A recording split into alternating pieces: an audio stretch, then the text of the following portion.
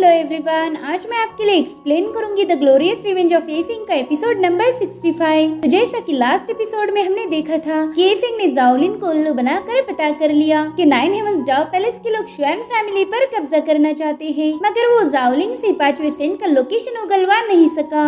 साथ ही एफिंग ये भी जान गया था कि जाओलिन को जेल से छुड़ाने वाला कोई और नहीं बल्कि शुआन फैमिली के हेड शाओ शुआन थे।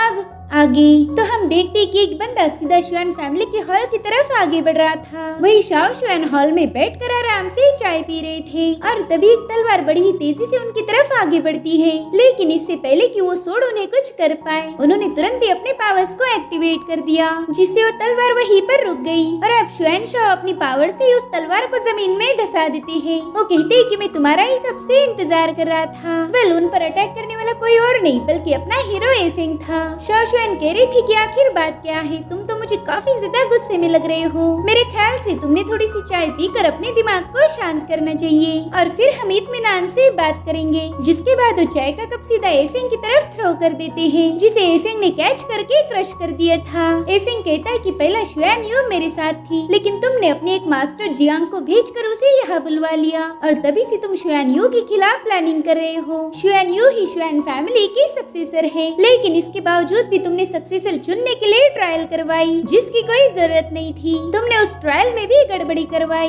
ताकि ये बात किसी आउटसाइडर को पता न चले कि गॉडली आर्टिफैक्ट आखिर में किसी मिला। लेकिन 9 हेवंस डाओ पैलेस काफी लंबे अरसे से शुआन यू पर नजर रखे हुए थे। तुम भी 9 हेवंस डाओ पैलेस के लोगों को पकड़ना चाहते थे, इसलिए तुमने अपनी ही बेटी शुआन यू का यूज किया। उसे एक बेड बनाकर वैली में भेज दिया जिसमें उसकी जान भी जा सकती थी, लेकिन तुम्हें तो बस अपने प्लान की पड़ी थी। जिसके बाद एफिंग अपनी पावर्स को एक्टिवेट करते हुए पूछता है कि बताओ तुमने अपनी बेटी के साथ ऐसा क्यों किया, मगर शाओ शुआन ने अपने पाम से एफिंग के पाम अटैक को रोक दिया था। जिसके बाद वो एफिंग को पीछे ढकेल देता है। एफिंग ये देखकर काफी ज्यादा शॉक हो गया। वो सोचता है कि इस बंदे में अचानक से इतनी पावर कहां से आ गई, और ये तो शाओ शुआन की स्पिरिचुअल पावर से भी अलग है। इधर यूजिन भी एफिंग को बताती है कि ये पावर मुझे थोड़ी सी जानी पहचानी लग रही है। अब शाओ शुआन चाय की चुस्कियां लेते हुए कह रहा था कि वाकई मेरी बेटी को बहुत ही अच्छा मास्टर मिला है। तुम शुआन यू की बहुत ज्यादा केयर करते हो, लेकिन एफिंग तुमने एक बात जान लेनी चाहिए कि कोई भी पेरेंट्स अपने बच्चे का नुकसान नहीं चाहते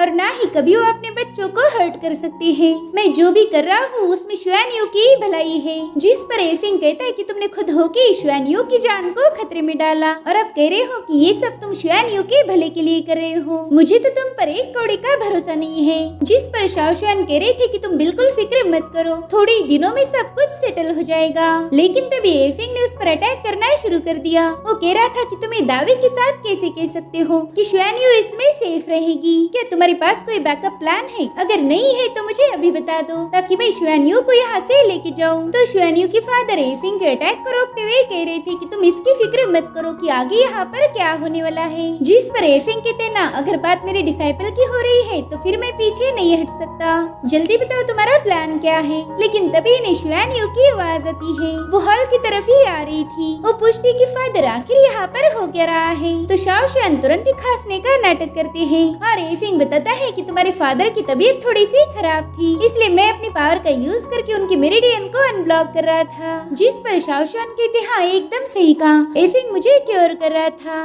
वेल, ये दोनों भी शुआन यू को अपने झगड़े के बारे में बताना नहीं चाहते थे। इधर शुआन यू कहती हाँ मेरे लिटिल मास्टर इसमें एक्सपर्ट है, वो किसी भी इंजरी को हील कर सकते हैं, मगर यहाँ पर मुझे थोड़ी गड़बड़ी लग रही है। आखिर तुम दोनों इतना अजीब बर्ताव क्यों कर रहे हो? लेकिन एफिंग इसका कोई जवाब न देते हुए उल्टा उससे ही सवाल पूछता है कि आखिर इतनी लेट नाइट तुम यहाँ पर क्यों आई हो। जिस पर शुआन यू बताती है कि मेरे फादर ने कहा था कि आज वो मुझे अल्टीमेट वेपन देने वाले हैं, लेकिन उसे हासिल करने के लिए मैंने अभी तक 100 शुआनलिंग टेक्निक को मास्टर नहीं किया और उसके बिना तो मैं उस वेपन का टेक ओवर नहीं ले सकती। शाओ शुआन कहती कि देखो अब तुम्हारे मास्टर भी यहाँ पर है, तो क्यों ना तुम उनसे मदद लेके उस टेक्निक को मास्टर कर लो। अगर तुम कहीं पर स्टक हुई तो एफिंग तुम्हारी मदद करेगा। जिस पर एफिंग कह रहा था कि फिलहाल तुम शुआन फैमिली की सीक्रेट टेक्निक को मास्टर करने वाली हूँ और मैं ठहरा एक आउटसाइडर, भला तुम मेरे सामने अपनी सीक्रेट टेक्निक को रिवील क्यों करोगे? और इसी वजह से मैं शुआन यू की कोई मदद नहीं कर सकता। जिस पर शुआन यू कह रही थी कि प्लीज ऐसी बातें ना कीजिए, आप मेरे लिटिल मास्टर हो, आपको तो हमारी सीक्रेट टेक्निक जानने का पूरा अधिकार है। ये सुनकर एफिंग उसके फादर की तरफ देखने लगता है। वो सोचता है कि कि इन लोगों को तो मुझसे कोई प्रॉब्लम नहीं, शाओ शुआन भी मुझे आउटसाइडर नहीं समझता। पता नहीं आखिर ये बंदा कौन सी प्लानिंग कर रहा है। जिसके बाद एफिंग वहाँ से जाते हुए शुआन यू से कह रहा था, इसलिए कल सुबह हम इस टेक्निक के बारे में बात करेंगे। शुआन यू कहती, जी मास्टर, कल सुबह मैं आपका वेट करूंगी। अब एफिंग शुआन फैमिली के कोर्ट यार्ड में पहुंच चुका था। वो कहते, पता नहीं शाओ शुआन का प्लान आखिर क्या है, मुझे उस पर नजर रखनी होगी। अब एफिंग के वहाँ से जाते ही वहाँ पर दो बंदे पहुँच गए। वो चुपके से कोर्ट यार्ड में दाखिल होकर एक रूम के पास पहुँच जाते हैं। वहाँ पर वो दोनों एक रूम के अंदर झांक रहे थे और तभी बीच में एफिंग आ जाता है। वो कहता है, तुम दोनों यहाँ पर क्या देख रहे हो, मुझे बताओगे तो मैं तुम्हारी मदद करूँगा।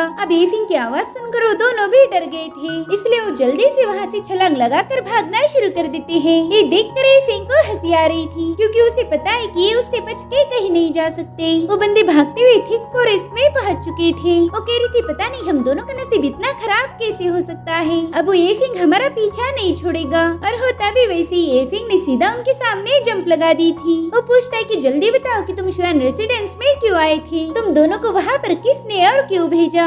अब एफिंग को सामने देखकर वो दोनों थोड़ा सा डर गए थे, लेकिन वो तुरंत ही अपनी पावरफुल ऑरा को एक्टिवेट करते हुए एफिंग से कहते हैं कि तुम जल्द ही मरने वाले हो और मरने वाले लोगों को हम जवाब देना सही नहीं समझते। जिसके बाद उन दोनों ने एफिंग पर अटैक कर दिया, मगर एफिंग ने अपनी फिंगर से ही उनके अटैक को डिस्ट्रॉय कर दिया और फिर वो एक एक पंच लगा के उन दोनों को पटक देता है। लेकिन वो बंदे दोबारा से उठ जाते हैं। वो बड़ी ही तेजी से जाकर एफिंग पर अटैक करना शुरू कर देते हैं, मगर एफिंग की पावरफुल ऑरा ने उनके अटैक्स को डिस्ट्रॉय कर दिया था, जो देखकर उन्हें थोड़ा सा शॉक लग जाता है। तो अब उनमें से एक बंदा अपने अजीब से ट्रेजर को बाहर निकाल लेता है, जिससे वहाँ पर रेड ऑरा फैल चुकी थी और उस रेड ऑरा ने एफिंग को पूरी तरीके से ट्रैप कर दिया। जिसके बाद वो दोनों बंदे एफिंग को खत्म करने के लिए हवा में जंप लगा देते हैं, मगर एफिंग तो इधर स्माइल कर रहा था। वो तुरंत ही जमीन पर हिट करते हुए अपने पावर्स को रिलीज कर देता है, जिससे वहाँ पर एक ब्लास्ट हो गया। साथ ही वो दोनों बंदे भी जमीन पर पटक गए थे। अब एफिंग उन पर अपनी तलवार पॉइंट करते हुए कहता है कि तुमने अभी तक मेरे सवालों का जवाब नहीं दिया,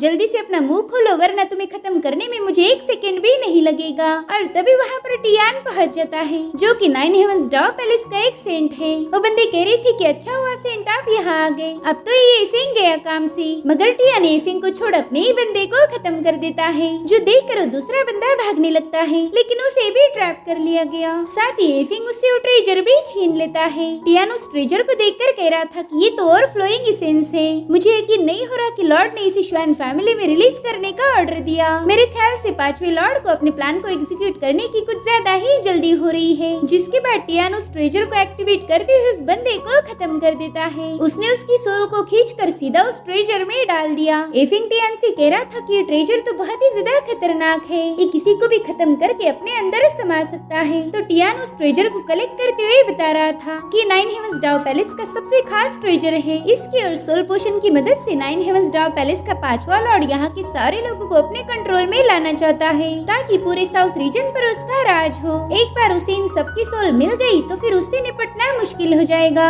एफिंग सोच रहा था कि आखिर 5वां लॉर्ड इतने सारे सोल्स को कलेक्ट क्यों कर रहा है। मेरे ख्याल से वो इन सारे सोल को एब्जॉर्ब करके काफी ज्यादा स्ट्रॉन्ग बनने वाला है और तभी जाके वो शुआन फैमिली के आर्टिफैक्ट को हैंडल कर पाएगा, क्योंकि उस आर्टिफैक्ट में गॉड लेवल की पावर है। जिसके बाद एफिंग टियान से कह रहा था कि शायद तुम उस 5वें लॉर्ड को खत्म करना चाहते हो और इस काम में तुम्हें मेरी मदद चाहिए। जिस पर टियान कहते ना, ऐसा बिल्कुल नहीं, दरअसल मैं चाहता हूँ कि तुम मेरी सिस्टर का मेरे बात ख्याल रखो, मुझे कुछ खास कामों को अंजाम देना है और फिर ये सब जल्द ही खत्म हो जाएगा। मैं चाहता हूँ तब तक तुम मेरी सिस्टर को अपने साथ रखो ताकि वो तुम्हारे साथ महफूज रह पाए। जिस पर एफिंग पूछता है कि तुम उस लॉर्ड के साथ अकेले फाइट क्यों करना चाहते हो और तुमने अपनी सिस्टर को इस बारे में क्यों नहीं बताया। जिस पर टियान कह रहा था कि इसकी एक वजह है, अगर मैं उसे बता दूं कि मैं लॉर्ड के साथ फाइट करने जा रहा हूँ तो वो भी मेरे साथ आएगी और मैं उसे कुछ होने नहीं दे सकता, क्योंकि इस दुनिया में उसके अलावा मेरा कोई नहीं। मैं मेरी सिस्टर से बहुत ज्यादा प्यार करता हूँ, अगर उसे कुछ हो गया तो मैं अंधेरों में खो जाऊंगा। मैं तो बस इतना चाहता हूँ कि शाओ आराम सुकून से अपनी जिंदगी जिए और एक भाई होने के नाते मैं उसके लिए इतना तो कर ही सकता हूँ। बस मुझसे वादा करो कि तुम उसका ख्याल रखोगे और इसके बदले मैंने तुमसे लिए हुए सारे ट्रेजर में तुम्हें वापस लौटा दूंगा। जिस पर एफिंग कह रहा था कि भले ही तुम कितने ही ट्रेजर का यूज क्यों न करो, तुम 5वें लॉर्ड के खिलाफ कभी जीत नहीं सकते।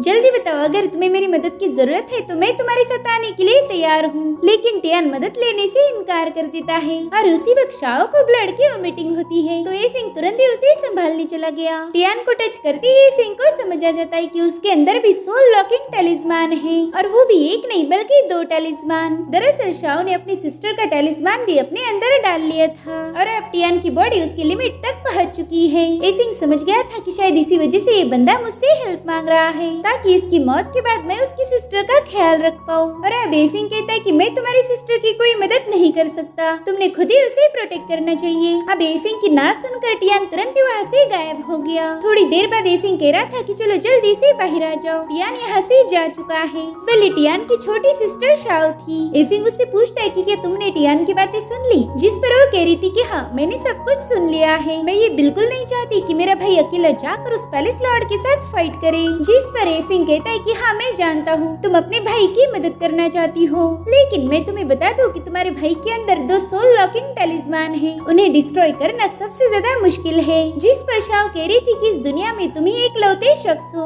जो फिलहाल मेरे भाई को बचा सकते हो, प्लीज उसकी मदद करो। जिस पर एफिंग कह रहा था कि ये प्रोसीजर काफी ज्यादा खतरनाक है और तुम्हारा भाई तो पेन को भी सहन नहीं कर सकता, मुझे माफ कर देना लेकिन उसके लिए काफी ज्यादा देर हो चुकी है। ये सुनकर शाओ कह रही थी कि 9 हेवंस डॉग पैलेस के 5वें लॉर्ड ने मेरे भाई के अंदर वो टैलिस्मान प्लांट किए थे। मेरे ख्याल से अगर वो टैलिस्मान डाल सकता है तो उन्हें रिमूव भी कर सकता होगा। जिसके बाद वो एफिंग के सामने घुटने टेक कर उससे मदद मांगने लगती है। वो कह रही थी कि प्लीज मेरे भाई को बचा लीजिए, उसके सिवा मेरा इस दुनिया में कोई नहीं, मैं मेरे भाई को खोना नहीं चाहती। अगर तुम मेरे भाई को बचाने में मेरी मदद करोगे तो मैं तुम्हारी गुलाम बन जाऊंगी। अब एफिंग उससे कहता है कि मुझे लगा नहीं था कि तुम मुझ पर इतना भरोसा करती हो, अगर मैं तुम्हारे भाई को बचा लूं तो बदले में क्या तुम मेरे साथ शादी कर लोगी? जिस पर शाओ कह रही थी कि हाँ मैं इसके लिए भी तैयार हूँ। ये सुनकर एफिंग उससे वादा करता है कि वो टियान को बचा लेगा और बदले में शाओ को उसके साथ शादी करने की भी जरूरत नहीं है। ये सुनकर शाओ काफी ज्यादा खुश हो गई। फाइनली टियान के बचने की उसे कोई उम्मीद नजर आ रही थी और इसी के साथ ये एपिसोड यहीं पर एंड हो जाता है। Thank you so much for watching. Bye bye, take care.